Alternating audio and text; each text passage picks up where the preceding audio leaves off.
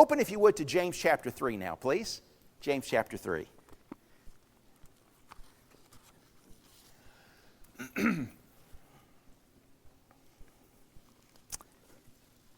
Let not many of you become teachers, my brethren, knowing that as such we shall incur a stricter judgment. For we all stumble in many ways. If anyone does not stumble in what he says, he is a perfect man, able to bridle the whole body as well. Now, if we put the bits in the horse's mouth so that they may obey us, we direct their entire body as well. Behold, the ships also, though they are so great and are driven by strong winds, are still directed by a very small rudder, wherever the inclination of the pilot desires. So also the tongue is a small part of the body, and yet it boasts of great things. Behold, how great a forest is set aflame by such a small fire. And the tongue is a fire, the very world of iniquity. The tongue is set among our members as that which defiles the entire body, and sets on fire the course of our life, and is set on fire by hell. For every species of beast and birds, of reptiles and creatures of the sea is tamed, and has been tamed by the human race. But no one can tame the tongue. It is a restless evil and full of deadly poison. With it we bless our Lord and Father, and with it we curse men who've been made in the likeness of God. And so from the same mouth comes both blessing and cursing. My brethren, these things ought not to be this way.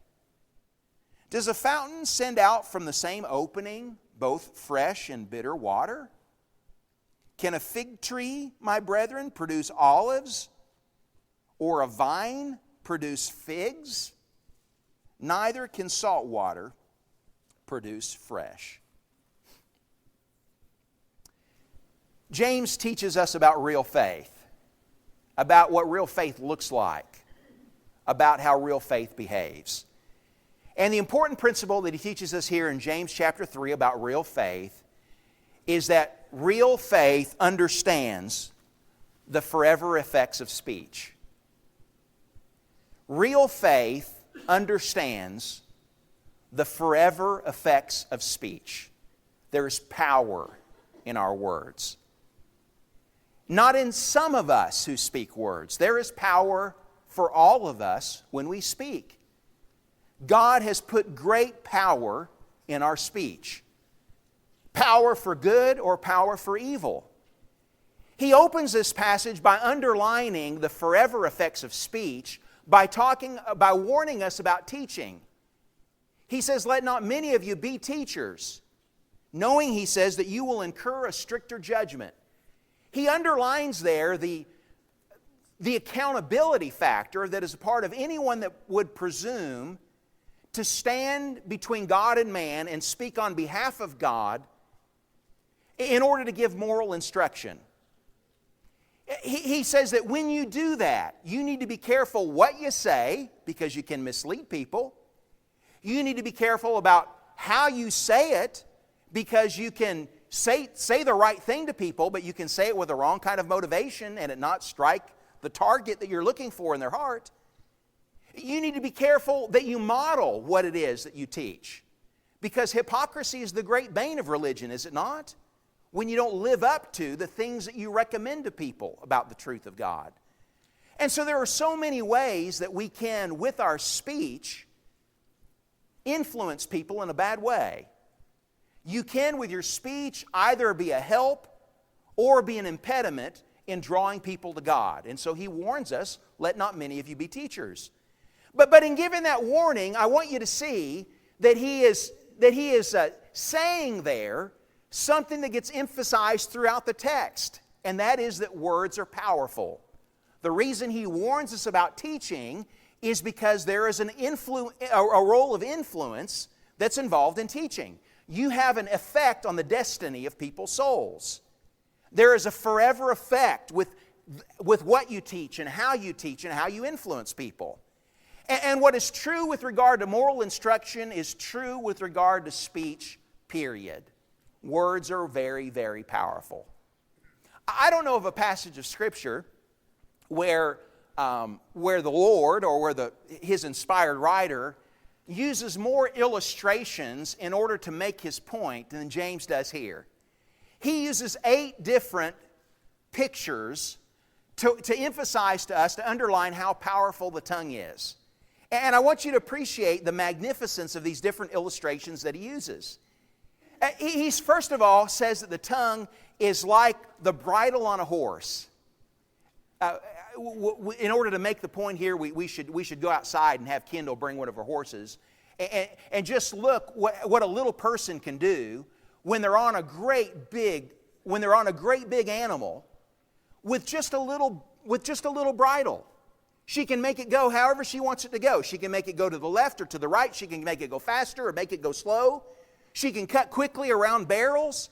And this little bitty girl can have that much influence on something that's so big. And the reason she can do that is because she controls its mouth. And so he emphasizes there the power of the tongue by just talking about how powerful it is when you control a horse by using a little bridle. And he emphasizes to us how important it is for us to master our tongue. Because if you can master your speech, then there are so many other areas of your life that you're going to gain mastery over if you can control what you say. If you can stop your heart from acting on a bitter thought or on anger or on whatever it is that wells up inside of us, and the quickest way for it to come out is to come out of our mouth, right? I mean, that's the fastest way for our heart to react, is by what we say. And so if I can bridle my tongue, if I can rein in my passions, so that when I speak with care, and when I speak with purpose, if I can control my tongue, then I'm probably going to do a better job of controlling my temper. And I'm probably going to do a better job of controlling my mood. I'm probably going to do a better job of not engaging in some kind of behavior that hurts someone else if I start first with bridling my tongue. And so you master your tongue, and you master the man. Just the same way that the person who masters the bridle or puts the bit in the horse's mouth is able to bridle the beast. And so control the beast. Master your tongue, he says, because the tongue is that powerful. The second way that he illustrates the power of the tongue is by using the analogy of a big ship. I mean, imagine a great big aircraft carrier, or the biggest vessel that you can imagine, out on the sea. And the wind is blowing, and the waves are rocking it, and the waves are bigger than the building. And they are washing over the deck. And yet the pilot is inside, and he is steering the ship. And there is a little bitty tool, there is a little bitty piece of equipment that's on this huge ship that is controlling it in the midst of the wind and in the midst of the waves. It's called the rudder. And that little bitty rudder turns it to the left and to the right. He's able to direct the direction of it even in the midst of this maelstrom. I've been on Flynn's boat. And when you go on Flynn's boat and he takes off across the river, the only thing that's still in the water is the propeller and the rudder. It's the closest thing to human flight you can ever experience on the water. And that little bitty rudder means that he can turn whichever direction he needs to turn on a dime. And the same thing is true with those big old ships. There's such power in that. And the same thing, do you see what he says about the effect of your tongue? Your tongue is small, isn't it, in comparison to the rest of your body? It's a little bitty member. And yet it can do so much. Someone can stand up to speak in the darkest of times, in the worst of days, in the blackest of storms, in the darkest of nights, and inspire people to believe that we'll get through this. That there is hope beyond this darkness. That there is sun on the other side. And with the right kind of words, spoken with the right kind of passion, and put together at the right time, You can say words that move people to action, or that bring people out of their depression, or that cause people to believe, or cause people to be courageous, that motivate an army to go to war, or a people to believe, or somebody to make a better decision than the decision that they're making right now. So words are powerful. But the same words that can build up, that can edify, that can motivate, that can inspire people, can cut their legs out from under them. I mean, can bring them great sorrow and bring them great distress and cause them great heartache. Because your words can be something that can fuel people, that can build up people, that can inspire people, or you can use your words like a club. You can use your words like arrows. You can use your words like a bazooka, like a machine gun, and just rip holes in people's hearts. And not just some of us have that power. Every one of us has the ability to do that to other people in our life. That's how powerful your words are. They can turn great things. They can be involved in momentous events. And so I need to appreciate the power that God has put in my tongue. He gives a third illustration of how powerful the tongue is. He says, in emphasizing now the destructive nature of the tongue, he says that the tongue is like a fire. Look at what he says in the middle of verse 5. Behold, how great a fire is set aflame by a small fire. Every year, we hear stories, don't we, of fires out west. And so often, they're started not by acts of nature, but just by human negligence. Somebody, throws a little cigarette into some leaves, not thinking about it. Somebody doesn't put out a campfire. There's some other kind of human intervention that's just careless or that's negligent. And who pays the price for that? I mean, everybody does. And how do you get it under control once it starts? I mean, one little bitty spark can all of a sudden set ablaze a huge forest. And it will take weeks, it will take months to put it out. But you can't recover all the destruction that's been caused. You can't undo all the trees that have been burned, all the lives that have been turned upside down because of a little spark. And your tongue has that same kind of power. It has the power to ignite.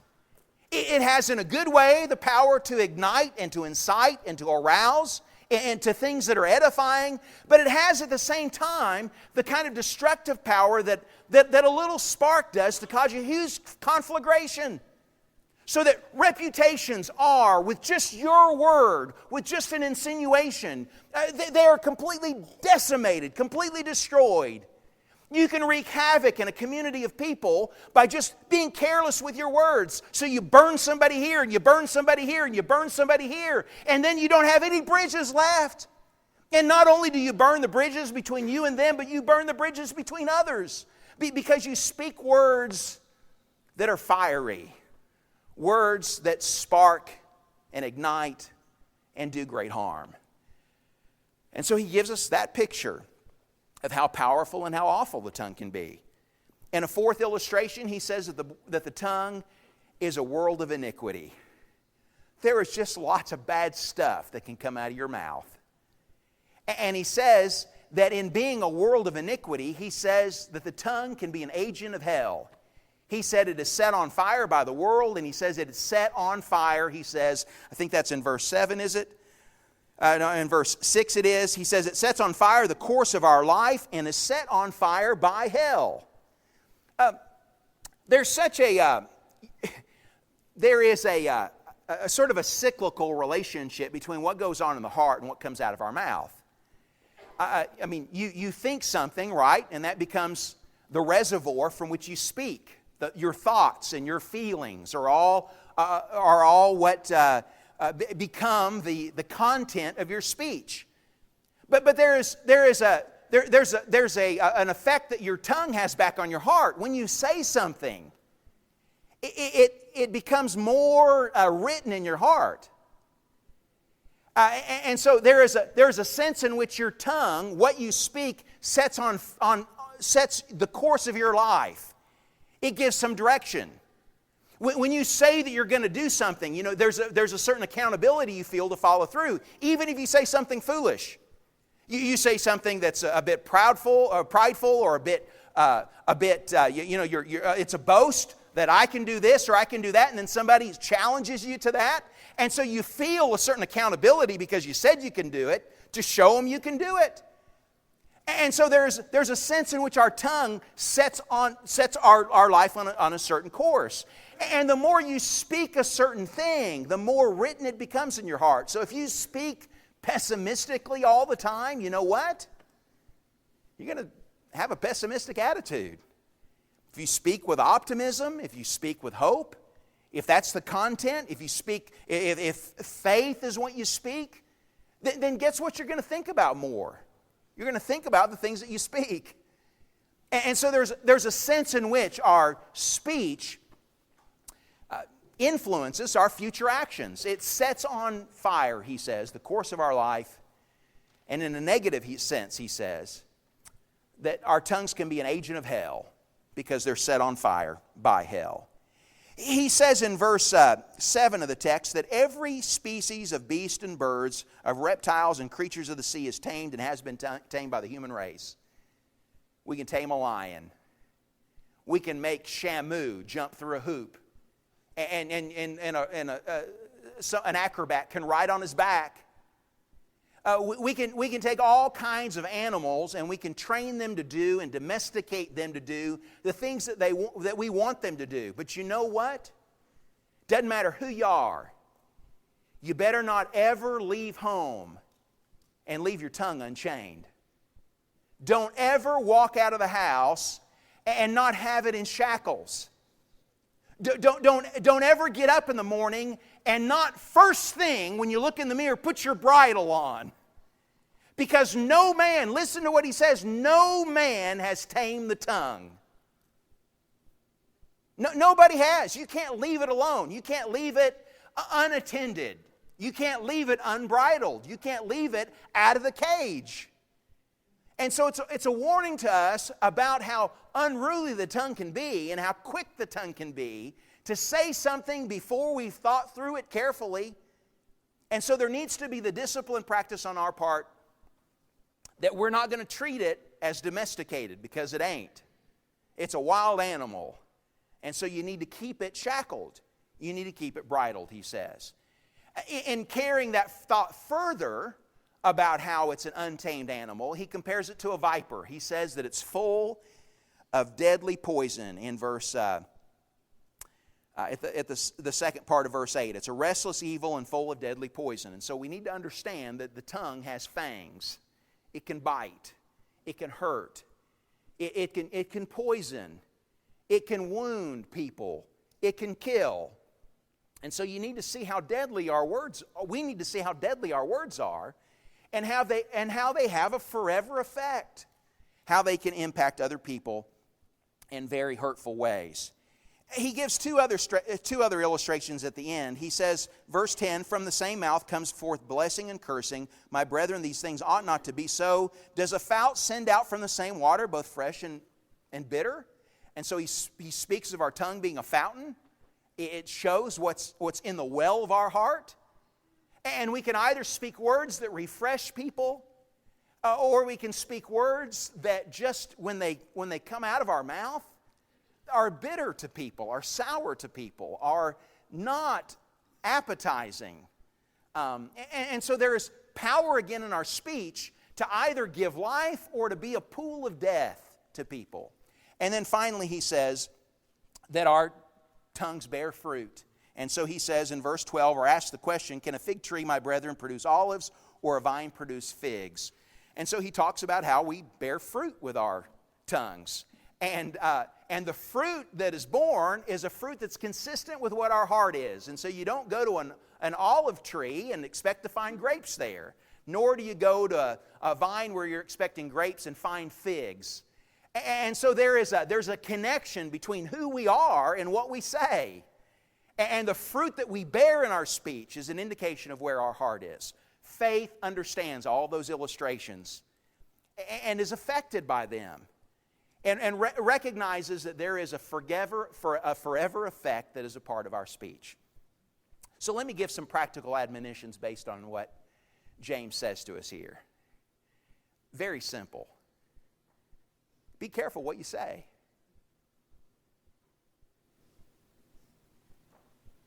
Be careful what you say.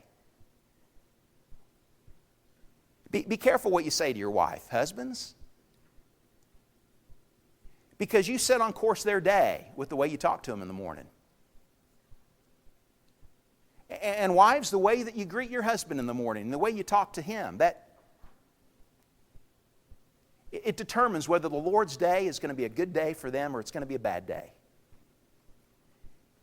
And if it can affect the Lord's day, it's going to affect Monday too, and Tuesday, and Wednesday. Parents, how you address your kids in the morning. Does that have an influence on the day they have at school? The attitude they have when they get on the bus? How they think about themselves and the confidence that they have or the lack thereof? Does that influence them? We've had lots of conversations, even coming together today. And have your words blessed the people you've spoken to? Have they edified? Have they built up? Have they made people better? You know, being thoughtful, being purposeful about our speech. Because it makes a difference what you say. And all of us have that power that God has put within us to influence forever the courses of other people's lives with the things that we say to them. I remember conversations with brethren from when I was Abraham's age. From when I was a little guy growing up in Oak Ridge, Tennessee, and knew that my family was going through spiritual changes because Dad wasn't drinking anymore. And Mom was happier. And our family was better, and there were changes going on. And so the things I was hearing people say to my mom and my dad and to me, and the things I heard them say to one another, those had an effect on me. They're still written on my heart. I remember those things, and your kids are going to remember those things too. And so the conversations we have now, when we take a hand, the way that Marilyn talks about, and go and talk with our kids about spiritual stories and about what they're learning in Bible class, those kinds of conversations, they have an effect if we're having them. If we're not, they're having an effect. And so be careful what you say. Number two, be careful what you don't say. We saw last week when we looked at James chapter 2, that there's a lot that you communicate without even speaking at all, without even opening your mouth. You can communicate something just by the way that you look at somebody. You can communicate something by whether you smile or whether you show them a sour face. You can say something about somebody, and just by raising your eyebrow, you leave an element of doubt with anyone that might be an onlooker with that conversation about this person. Proverbs chapter 6 gives us the warning about how these things are an abomination to God. People that speak and are pointing with their fingers, or that use other kind of gestures to communicate doubt or to insinuate things about people. And so the book of Proverbs is rife with all these warnings about how we can say things without saying things, how we can say things that are suggestive. Listen, if you're at home with your parents, you can say to your mom and dad, without saying these words, I defy you. You can say it with your shoulders, you can say, I defy you. With the way that you set your jaw, you can say, I don't care. Can't you? Have you seen that before? Have you communicated that with a face or with an expression? And it's just as powerful as if you spoke the words. And so be careful what you don't say. Because the things that you say non-verbally are communicating something to people. And that non-verbal communication, just like the words that you speak, has an effect. It can wound, it can edify, it can build up, or it can disgrace people. So we need to know the power of what we say and what we don't say. Be careful of hypocrisy in your speech. James warns us in this passage here about how we can, from the same tongue, we can bless God, and then we can skin somebody alive. Now, how do you do that? How do you come and praise God and worship, and then stand in the lobby and run somebody down? How do you come and praise God and worship, and then tomorrow at the water cooler, you just take everybody in your organization to task? Is God edified in that?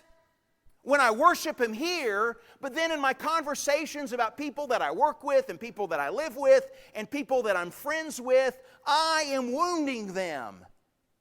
They're made in the image of God. And so I need to be careful with how I speak and the consistency in that. So I need to be careful about hypocritical speech in the way that I talk. Number 4, make the Lord a part of your conversation. Make the Lord a part of your conversation. In James chapter 4, James chapter 4, we'll not look at this in depth now, but James warns about us having the kind of conversation where we're talking about things that we're going to do in the future. And so he says in chapter 4 and verse 13, when you make your plans, be sure that you include the Lord in your speech. And so don't say, next year I'm going to go and I'm going to have this business deal, and I'm going to go buy this land, and I'm going to build this house, and I'm going to go do this deal. And not say that if the Lord wills, I'm going to do all those things and bring Him into my conversation, because I may not live to see tomorrow. And if I'm not actively making God a part of my conversation, you know what happens in terms of my planning and in terms of my thinking and purposing? I don't include Him in that.